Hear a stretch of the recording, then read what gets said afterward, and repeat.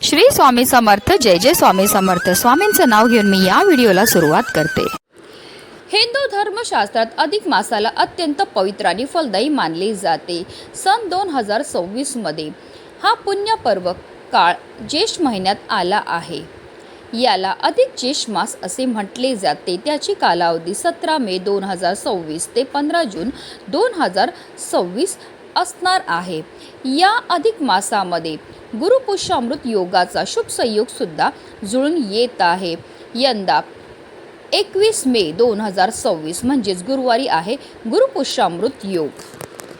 गुरुपुष्यामृत योग हा सकाळी 6:05 सुरू होऊन उत्तरात्र 2:49 पर्यंत असणार आहे. गुरुवारी पुष्य नक्षत्र आलं तर त्या दिवशी गुरुपुष्यामृत योग होतो. हा योग सर्व कार्यासाठी शुभ समजला जातो. या योगावर सोने चांदी खरेदी केली अत्यंत शुभ मानले जाते. त्यात वृद्धी होते. अशुभतेपासून वाचण्यासाठी गुरुपुष्यामृत योग श्रेष्ठ आहे. पुष्य नक्षत्र सर्व प्रकारच्या कार्यासाठी अत्यंत शुभ मानले गेले आहे. पुष्याचा अर्थ पोषण करणारा, शक्ती देणारा, ऊर्जा देणारा. पुष्याचे आधीचे नाव तिष्य असे. त्याचा अर्थ आहे शुभ, सुंदर, सुख संपदा देणारा. पुष्य नक्षत्र अतिशय शुभ आणि कल्याणकारी आहे. ऋग्वेदात पुष्याला तिष्य म्हणजेच मंगलदायक किंवा मांगलिक तारा असे म्हणण्यात आले आहे. गुरुपुष्यामृत योगामध्ये माता लक्ष्मीच्या पूजनाला विशेष महत्त्व दिलं जातं. तसेच आपल्याला या पूजेसोबत लक्ष्मी स्तोत्राचे पठण करायचे आहे. असं केल्याने जीवनात सुख समृद्धी येते. लक्ष्मी देवीच्या कृपेने धनप्राप्ती होते. पैशासंबंधित काही समस्या असतील तर गुरुपुष्यामृत योगामध्ये लक्ष्मीची पूजा करावी. गुरुपुष्यामृत योगामध्ये पूजा, मंत्र, तंत्र, संकल्प, साधना, जप करण्यासाठी उत्तम आहे. या दिवशी हाती घेतलेल्या कामामध्ये यश मिळण्यासाठी आपल्याला आपल्या कुलदेवीची मनोभावे पूजाही करायची आहे. अक्षय तृतीयेप्रमाणे हा दिवस शुभ मानला जातो. या योगात तुम्ही जे काही काम करतात ते यशस्वी होते. कुटुंबाची प्रगती होते. पुष्य नक्षत्राला नक्षत्रामध्ये श्रेष्ठ मानले गेले आहे. तर गुरुवार हा बृहस्पती या शुभ ग्रहाचा वार असल्यामुळे ज्ञान, संपत्ती आणि समृद्धीचा कारक मानला जातो. पुष्य नक्षत्राचे स्वामी शनिदेव असून त्याचे देवता बृहस्पती आहे.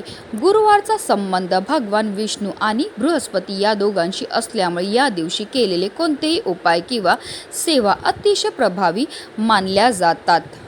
शास्त्रानुसार लक्ष्मी देवीचा जन्म याच दिवशी झाला होता. त्यामुळे संपत्ती, सौख्य, समृद्धी आणि यशासाठी हा काळ अत्यंत अनुकूल मानला जातो. आणि म्हणूनच गुरुपुष्यामृत योगामध्ये आपल्याला काही प्रभावी उपाय आणि सेवा करायच्या आहेत.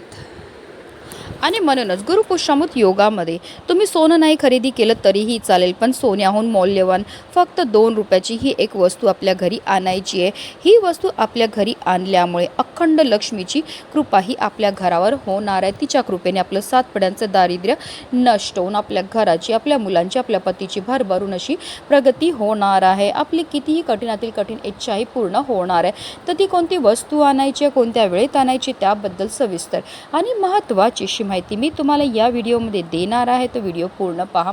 आणि जर तुम्ही माझ्या चॅनलवर नवीन असतील तर चॅनलला सबस्क्राईब करा आणि शेजारी बेल आयकॉन सुद्धा प्रेस करा, जेणेकरून तुम्हाला माझ्या नवनवीन व्हिडिओचं नोटिफिकेशन मिळेल. गुरुपुष्यामृत योगाच्या दिवशी आपल्याला ब्रह्ममुहूर्तावर उठायचं आणि अंथरुणामध्येच आपल्याला श्रीहरी, विष्णू, माता लक्ष्मी, त्याचबरोबर आपल्या कुलदेवीचं, महादेवांचं, गणपती बाप्पांचं, तसेच देवगुरु बृहस्पतींचं स्मरण करायचं. स्नान करायचे. स्नान करताना आवर्जून आंघोळीच्या पाण्यामध्ये आपल्याला चिमुटभर हळद आणि गंगाजल टाकून स्नान करायचं. असं केल्यामुळे आपल्या तनाबरोबर आपल्या मनाची सुद्धा शुद्धीही होत असते. आणि पवित्र तनाने, पवित्र मनाने केलेल्या प्रत्येक कार्यामध्ये आपल्याला 100 पटीने पुण्य हे प्राप्त होत असतं. त्यानंतर आपल्याला स्वच्छ वस्त्र परिधान करायचे. जर शक्य असेल तर या दिवशी आवर्जून लाल किंवा पिवळ्या रंगाचे वस्त्र परिधान करा. आता सर्वप्रथम आपल्याला देवघरामध्ये दिवा प्रज्वलित करून घ्यायचा आहे. कारण कोणतीही सेवा किंवा कोणताही उपाय जर आपण अग्नीच्या साक्षीने केला तर त्यामध्ये आपल्याला निश्चितच सफलता ही प्राप्त होत असते। या दिवशी आपल्याला श्रीहरी विष्णूंसोबत माता लक्ष्मी, महादेव तसेच गणपती बाप्पांची, कुबेर देवांची पूजा करायची आहे, कारण लक्ष्मी आणि लक्ष्मीपती धन प्राप्तीसाठी आशीर्वाद देत असतात। तर महादेव हे संकटाचा नाशक आहेत, तर गणपती बाप्पा हे बुद्धिमत्ताचे देवता आहेत आणि लक्ष्मी प्राप्त झाल्यावर तिची आपल्याला योग्य प्रकारे उपयोग झाला पाहिजे, तिचं संरक्षण झालं पाहिजे। यामुळे या सर्व देवी देवतांची पूजा करण्याला महत्त्व आहे। तसेच श्री सुक्तम आणि पुरुष सुक्तमचं पठण करायचं आहे। पंचोपचार आपल्याला पूजा करायची आहे। कळश स्थापना केल्याने घरात धन धान्य वृद्धी होते व लक्ष्मी प्राप्ती होते। देवपूजा करून झाल्यानंतर आपल्याला हा उपाय जो आहे तो करायचा आहे, कारण जेव्हा आपण सेवा करतो त्याचबरोबर काही उपाय करतो, त्यामुळे आपल्याला केलेल्या उपायाचं अतिशीघ्र फळ हे प्राप्त होत असतं। तर या दिवशी अगदी तुम्ही 10 रुपयाची का होईना हळद जी आहे ती तुम्हाला खरेदी करून आवर्जून आपल्या घरी आणायचे। गुरुपुष्यामृत योगाच्या दिवशी हळद खरेदी करण्याला अनन्यसाधारण असं महत्त्व आहे। तुम्ही सोनं नाही खरेदी केलं तरीही चालेल, पण आवर्जून तुम्हाला या दिवशी हळद विकत घेऊन घरी आणायची आहे। हळद ही श्रीहरी विष्णू आणि माता लक्ष्मीला अतिशय प्रिय आहे। जर हळद आपल्या घरी आणली म्हणजेच आपण साक्षात श्रीहरी विष्णू आणि माता लक्ष्मीला आपल्या घरी आणल्यावर आपल्याला पुण्यही प्राप्त होत असतं। दुसरी महत्त्वाची वस्तू जी आवर्जून गुरुपुष्यामृत योगाच्या दिवशी घरी आणायची आहे ती म्हणजे चणा डाळ। पिवळ्या वस्तू ह्या श्रीहरी विष्णूंना अतिशय प्रिय आणि चणा डाळीला साक्षात श्रीहरी विष्णूंचं स्वरूप सुद्धा म्हटलं जातं आणि गुरुपुष्यामृत योगामध्ये जर आपण चणा डाळ आपल्या घरी खरेदी करून आणली तर त्यामुळे आपल्या जीवनामध्ये सुख समृद्धी येते। पुढची वस्तू म्हणजे तुळशीचं रोप। जर तुमच्या घरामध्ये तुळशीचं रोप नसेल किंवा तुमच्या घरातील तुळस काही कारणास्तव वाळली असेल तर आवर्जून गुरुपुष्यामृत योगाच्या दिवशी तुम्हाला घरी तुळशीचं रोप हे घेऊन यायचं आहे, कारण तुळस म्हणजे साक्षात माता लक्ष्मीचं स्वरूप आहे आणि श्रीहरी विष्णूंना सर्वात प्रिय आहे ती म्हणजे तुळस। ज्या घरामध्ये तुळशीची पूजा दररोज केली जाते, सेवा केली जाते, त्या घरावर कधीही कोणत्याही प्रकारचं संकट हे येत नाही। त्या घरावर अखंड लक्ष्मीनारायणाची कृपाही होत असते। त्या घरावर कोणत्याही प्रकारचे वास्तुदोषसुद्धा राहत नाही। तर या 3 वस्तू ज्या आहेत त्या आपल्याला आवर्जून गुरुपुष्यामृत योगाच्या दिवशी आपल्या घरी घेऊन यायच्या आहेत, किंवा या 3 पैकी कोणतीही एक वस्तूसुद्धा तुम्ही घरी घेऊन आणली तरीही चालणार आहे। आपल्याला हे उपाय आहेत ते संध्याकाळी करायचे। 3 सांजेच्या वेळेस माता लक्ष्मीच्या आगमनाच्या वेळेस आपल्याला घरामध्ये हा उपाय करायचा, म्हणजे तुम्ही संध्याकाळी 6 वाजल्यापासून 7:30ची जी वेळ असते त्या वेळेमध्ये हा उपाय जो आहे तो करायचा आहे। संपूर्ण उपाय देवघरामध्ये बसून आपण देवांसमोर करायचा आहे। एक पाट ठेवायचं, त्या पाटावर आपल्याला पिवळ्या रंगाचं वस्त्र ठेवायचं, त्यावर आपल्याला माता लक्ष्मीची तुमच्याकडे फोटो असेल किंवा मूर्ती असेल तर ती ठेवायची आहे।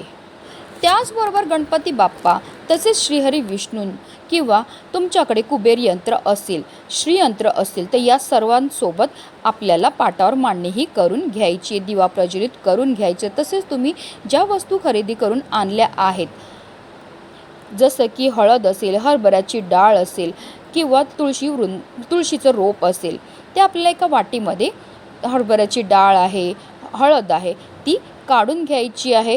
त्यानंतर आपल्याला त्या वस्तू त्या पाटावर ठेवायचं। सर्व देवांना आपल्याला हळद, कुंकू, अक्षदा, दीप अगरबत्ती दाखवून घ्यायची आहे आणि तिथेच बसून आपल्याला एक वेळा श्री सुक्तमचं पठण करायचं आहे। श्री सुक्तमची सेवा ही माता लक्ष्मीची अतिशय उच्च कोटीची सेवा मानली जाते। यामुळे माता लक्ष्मी ही फारच लवकर आपल्यावर प्रसन्न होत असते। त्यानंतर दोन्ही हात जोडून मनोभावे आपल्याला माता लक्ष्मीचं स्मरण करायचं, श्रीहरी विष्णू तसेच गणपती बाप्पा, कुबेर देव, महादेवांचं स्मरण करायचं आहे आणि आपल्या मनातली इच्छाही बोलायची। आपल्या आयुष्यामध्ये असणारे जे दुःख आहे, दारिद्र्य आहे, संकट आहेत, विघ्न आहेत, दोष आहेत ते दूर करण्याकरता मनोभावे प्रार्थना करून घ्यायची। त्यानंतर या सर्व वस्तू तसेच सर्व देवांना संपूर्ण रात्रभर तिथेच ठेवायचं आहे। दुसऱ्या दिवशी म्हणजे आपल्याला शुक्रवारी सकाळी लवकर उठायचे, स्नान करायचे, देवपूजा करण्याच्या अगोदर पुन्हा देवांना त्यांच्या स्थानावर ठेवायचं आहे। आता जर तुम्ही हळद विकत आणली असेल तर आपल्याला काय करायचं आहे, एक तांब्याभर पाणी घ्यायचं आहे, त्यामध्ये आपल्याला थोडीशी हळद जी आहे ती टाकायची आणि असं हे जल जे आहे ते आपल्याला तुळशी मातेला अर्पण करायचं आहे. जल अर्पण करताना निरंतर ओम नमो भगवते वासुदेवाय नमो या मंत्राचा जप करायचा आहे. तसेच हरभऱ्याची डाळ जर तुम्ही विकत आणली असेल तर त्यातील थोडीशी डाळ जी आहे ती आपल्याला एका प्लेटमध्ये घ्यायची आहे, त्यावर गुळाचा खडा ठेवायचा आणि ही डाळ आणि गूळ जी आहे ती आपल्याला गाईला खायला द्यायचं आहे. किंवा आता तुम्ही तुळशीचं रोप आणलं असेल तर आवर्जून त्या रोपाला तुम्हाला तुळशी वृंदावनवर लावायचे, त्याची पूजा सेवा करायची आहे. तर अशा रीतीने आपल्याला हे जे उपाय आहेत ते गुरुपुष्यामृत योगाच्या दिवशी करायचे आहेत. या सेवा केल्यामुळे आपल्या घरामध्ये अखंड लक्ष्मीनारायणाची कृपाही होणार आहे. म्हणूनच व्हिडिओ जास्तीत जास्त लोकांपर्यंत शेअर करा. श्री स्वामी समर्थ.